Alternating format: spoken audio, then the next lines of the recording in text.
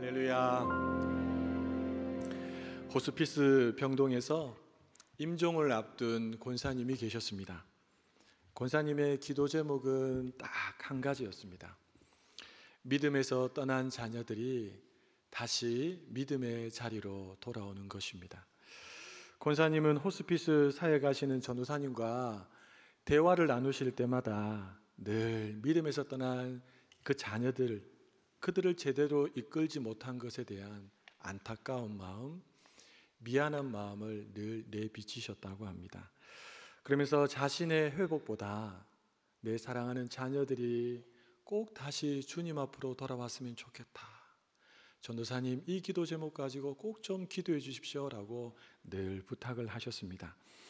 임종이 가까운 어느 날 멀찍이 떨어진 자녀들에게 연락을 취하고 자녀들이 오기를 권사님이 손꼽아 기다리고 계셨습니다. 근데 갑자기 권사님이 할 말이 있다고 하시면서 그 전도사님을 부르셨어요. 그리고 귓속말로는 짧게 한마디 말씀을 하시고 숨을 크게 내쉬시고 주님 품에 안기셨습니다. 몇 시간 뒤에 자녀들이 하나 둘 어머니를 뵙기 위해서 찾아왔습니다. 다들 슬픈 표정으로 있을 때에 그 주변에 있던 그 자녀들에게 간호사가 와서 이렇게 말합니다.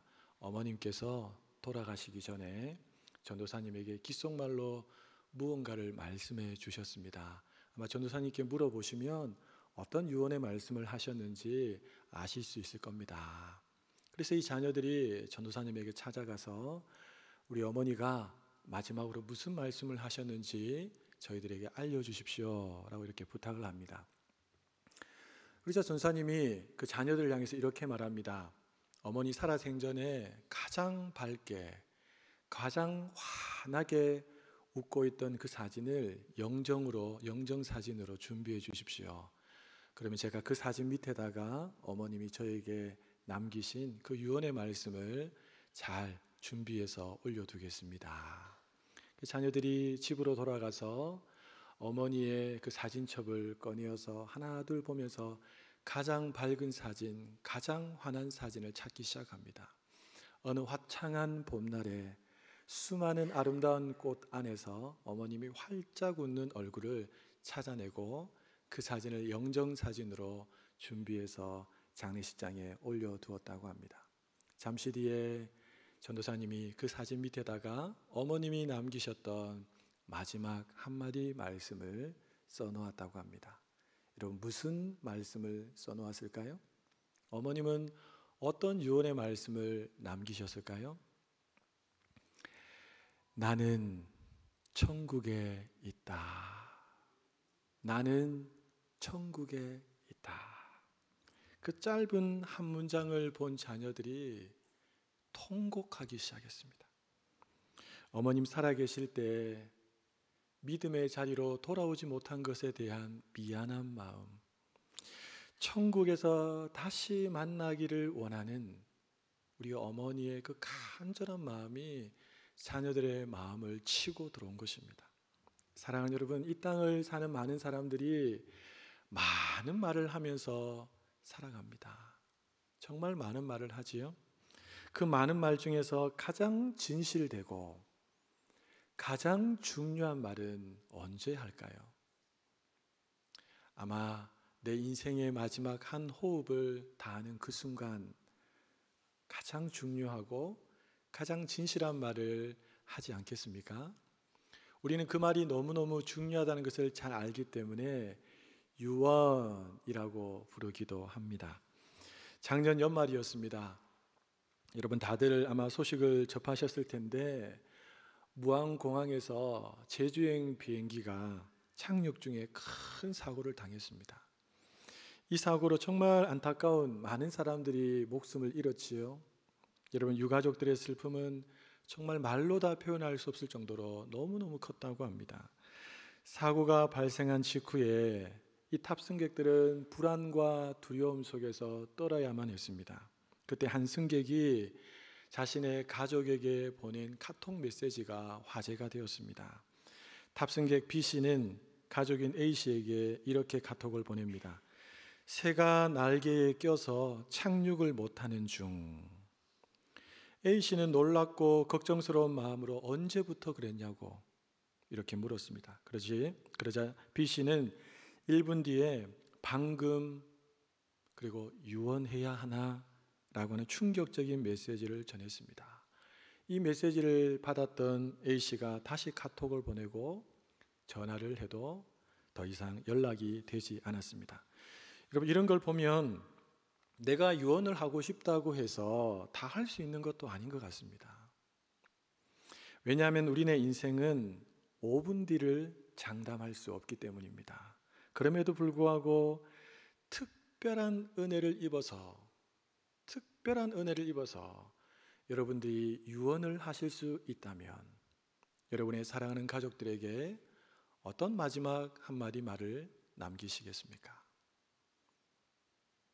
여러분, 바로 그 말을 오늘 사랑하는 가족들에게 꼭 실천하며 사시기를 예수님의 이름으로 축복합니다. 사랑하는 여러분, 사람이 남기는 유언도 참 중요합니다. 그런데 이 세상을 구원하기 위해 오신 우리 예수님, 구원자 예수님께서 마지막으로 남기신 말씀은 얼마나 더 중요하겠습니까? 예수님은 갈보리 산 위에서 십자가에 달리셔서 마태, 마가, 누가, 요한복음에 보면 총 7마디의 말이 기록되어 있는데 물론 더 많이 하셨을 수도 있습니다. 아무튼 이 사복음서에 기록된 예수님의 마지막 7마디 말을 모아서 우리는 가상칠언이라고 부릅니다. 이 가상칠언에는 복음의 진수가 담겨져 있습니다. 고난주간 특별새벽 부흥회 때 이 가상칠언을 하나 둘 나누면서 십자가에 달려서 끔찍한 고통을 겪고 계셨던 예수님이 어떤 말씀을 나누셨고 그 말씀이 오늘 나에게는 어떤 의미가 있는지를 다시 한번 더 마음에 새길 수 있는 그런 은혜가 있기를 소원합니다. 사랑하는 여러분, 예수님께서 십자가에서 하셨던 그 가상칠언 중에 3마디는 기도입니다. 3마디는 기도입니다. 첫 번째, 4번째, 7번째 기도입니다. 예수님은 고난이 시작될 때 아버지 저들을 사하여 주옵소서라고 제일 먼저 기도하셨습니다. 또 고난이 극에 달았을 때 나의 하나님 어찌하여 나를 버리셨습니까? 라고 기도하셨습니다. 그리고 고난의 그 마지막 순간에 아버지 내 영혼을 아버지 손에 부탁합니다 라고 예수님은 기도하셨습니다. 여러분, 무엇을 말하는 것입니까? 예수님은 극한의 그 고통 속에서도 하나님 아버지를 향한 신뢰를 내려놓지 않으셨다는 것입니다. 중요한 것은 나는 어떤가입니다. 나는 어떤가? 여러분, 기도 응답이 되지 않거나 혹은 그 응답이 내 뜻과 내 계획대로 되지 않을 때 나는 어떻습니까? 나는 어떻습니까? 그때도 여전히 하나님 아버지라고 부르면서 하나님을 신뢰하십니까? 대부분 많은 분들은 기도 응답이 내 뜻대로 되지 않거나 응답이 아예 이루어지지 않으면 낙심합니다. 그리고 심한 경우에는 하나님을 등지는 경우들도 있습니다. 사랑하는 여러분, 고난의 정점에 십자가에 달려 계셨던 예수님을 한번 생각해 보십시오. 종교 지도자들이 예수님을 배척하고 십자가에 못 박히도록 내몰았습니다. 제자들은 모두 다 예수님을 떠났고 가장 호언장담했던 베드로는 예수님을 부인하기도 했습니다. 빌라도 총독은 예수님께 분명히 죄가 없음을 알았음에도 불구하고 군중들의 들끓는 그 열정 때문에, 부르짖음 때문에 예수님을 십자가로 내어 주었지요. 로마 병정들은 예수님을 인정사정 없이 때리고 십자가에 못 박았습니다. 심지어 하나님마저도 아무런 말씀을 하지 않으셨습니다. 여러분, 바로 이런 상황 속에서 우리 예수님께서 그 십자가에 달려서 제일 먼저 입을 열어서 하신 말씀이 바로 아버지, 아버지, 아버지.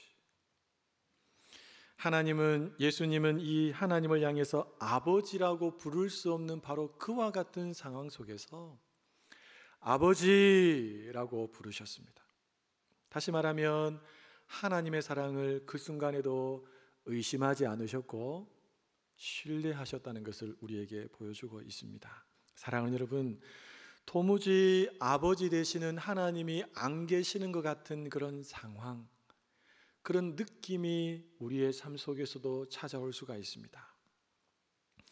겹겹이 찾아오는 고난, 이제 좀 끝났나 싶었는데 또 다른 루트를 통해서 고난이 찾아올 때 우리의 마음이 낙심되고 불안하고 걱정되지 않습니까?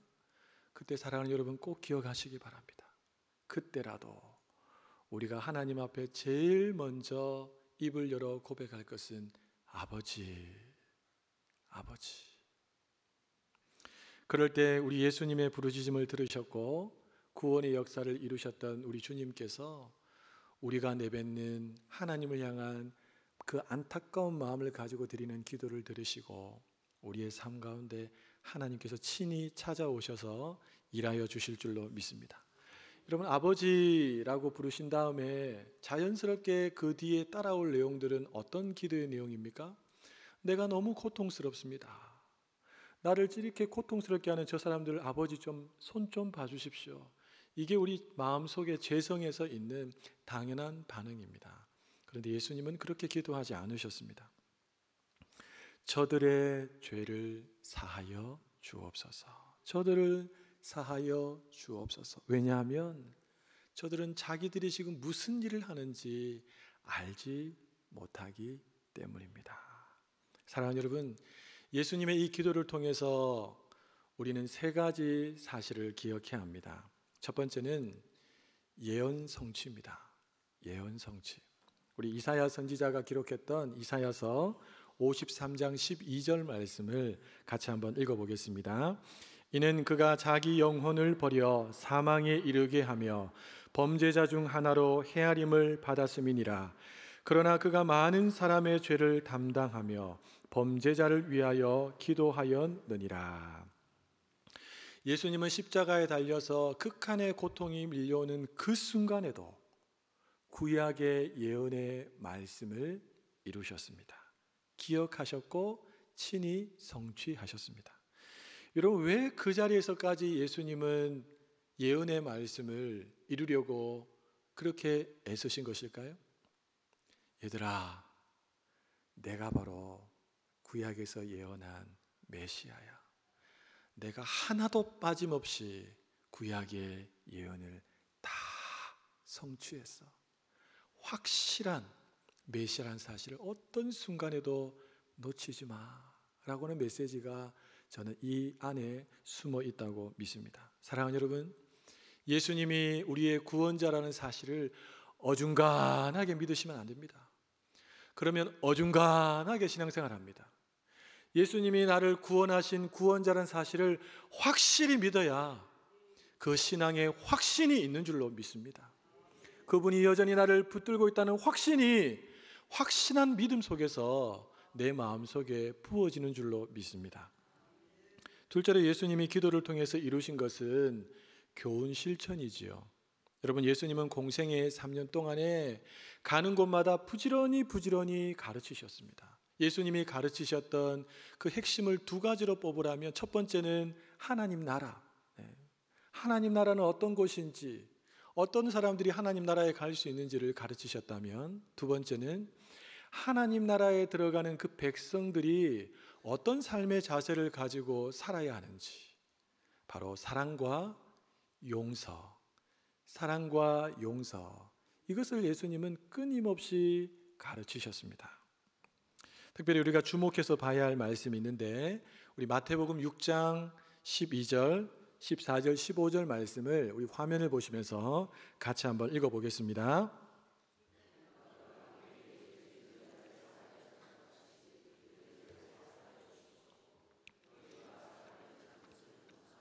너희 하늘 아버지께서도 너희 잘못을 용서하시려니와 너희가 사람의 잘못을 용서하지 아니하면 너희 아버지께서도 너희 잘못을 용서하지 아니하시리라. 아멘. 여러분, 예수님은 자신이 가르치신 대로 마지막 한 호흡이 닿는 그 순간까지 그 삶을 실천하셨습니다.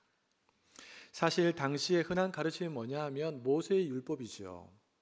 이는 이, 눈은 눈. 그것이 당연한 사람들의 인식이었습니다. 그런데 예수님은 아버지, 저들의 죄를 사하여 주옵소서라고 하면서 기도하셨고, 이 기도가 바로 예수님의 가르침의 핵심이었던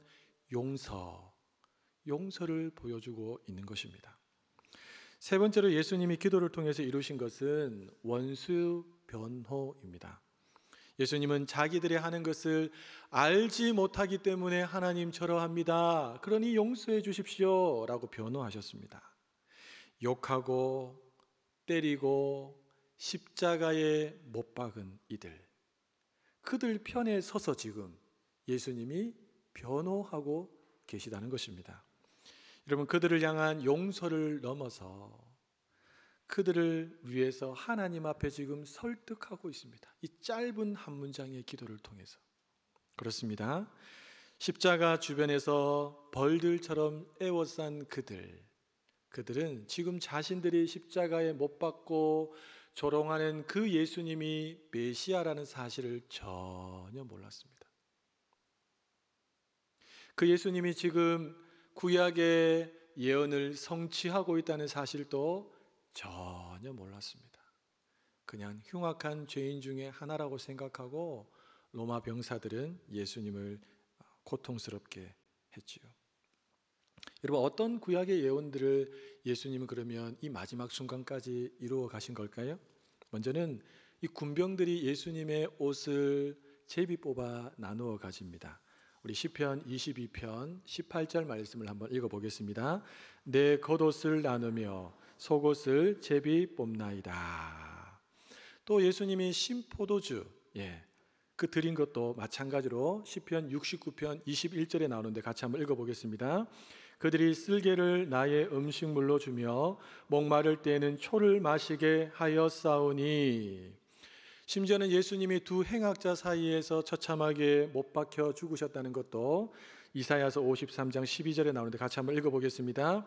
이는 그가 자기 영혼을 버려 사망에 이르게 하며 범죄자 중 하나로 헤아림을 받았느니라.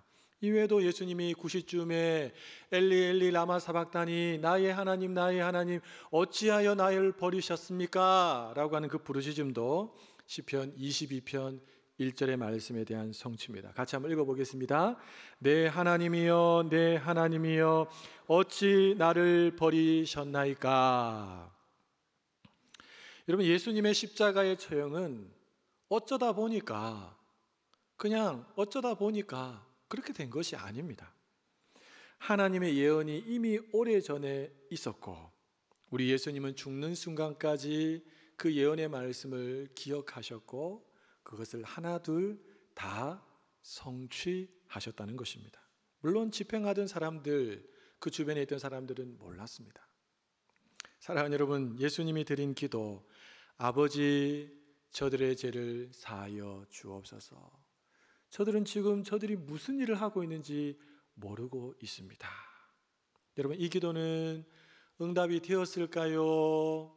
응답이 되지 않았을까요? 응답이 되었습니다. 하나님은 그 자리에서 바로 그들을 얼마든지 심판하실 수 있었지만 하나님은 그들을 심판하지 않으셨습니다. 사랑하는 여러분, 허물과 죄에 대하여 우리가 즉각적으로 심판받지 않는 것도 십자가 위에서 예수님께서 기도해 주셨기 때문인 줄로 믿습니다. 그렇다고 인류에 대한 하나님의 심판이 없다? 아닙니다, 여러분. 하나님이 오래오래 참고 기다릴 뿐이십니다. 지금도 한 사람이라도 더 회개하여 돌아오기를 우리 주님은 기다리고 계십니다. 우리 에스겔서 33장 11절 말씀을 화면을 보시면서 같이 한번 읽어보겠습니다. 너는 그들에게 말하라. 주 여호와의 말씀이니라. 나의 삶을 두고 맹세하노니 나는 악인이 죽는 것을 기뻐하지 아니하고 악인이 그의 길에서 돌이켜 떠나 사는 것을 기뻐하노라. 이스라엘 족속아 돌이키고 돌이키라. 너희 악한 길에서 떠나라. 어찌 죽고자 하느냐 하셨다 하라. 사랑하는 여러분, 이것이 바로 우리 하나님의 본심인 줄로 믿습니다. 누구도 멸망하지 않고 회개하여 영생을 얻고 하나님의 자녀로 살아가는 것, 이것이 하나님의 본심인 줄로 믿습니다. 이 본심 때문에 우리가 오늘 이 자리에, 이 새벽에 주님의 십자가를 생각하는 이 은혜의 자리에 앉아 있는 줄로 믿습니다. 바로 그 심판을 넣어주심 덕분에 우리가 용서를 받을 수 있었고 하나님의 자녀가 될 수 있었다는 사실, 여러분 꼭 기억하시기를 예수님의 이름으로 축복합니다. 이 엄청난 사랑의 시작이 바로 예수님께서 십자가에 달려서 마지막으로 드렸던 기도의 한 부분 중에 한 내용에 포함되어 있었다는 것입니다. 그러니 여러분, 그 은혜를 기억하시면서, 그 사랑을 기억하시면서 우리 주님 앞에 더 많이 감사하시고, 더 나아가서 지금도 심판을 늦추고 계시는 그 하나님의 기다림, 그 마음을 이해하셔서 주변에 아직도 주님을 알지 못하고 사망 가운데 있는 자들이 있다면 그들에게 사랑으로, 용서로 다가가셔서 이 예수 그리스도의 아름다운 사랑과 축복을 전할 수 있는 우리 성도님들 되시기를 간절히 부탁합니다. 더욱이 아직도 용서하지 못한 분이 있다면 주님의 마지막 그 용서의 기도를 통하여 내가 용서받았다는 것을 기억하고 여러분 마음속에 여전히 여러분을 괴롭히는 그 사람 용서하실 수 있는 그런 은혜가 있기를, 성령께서 도와주시기를 예수님의 이름으로 축복합니다. 우리 죽임당하신 어린 양 한 번 부르시고 같이 한번 기도하도록 하겠습니다.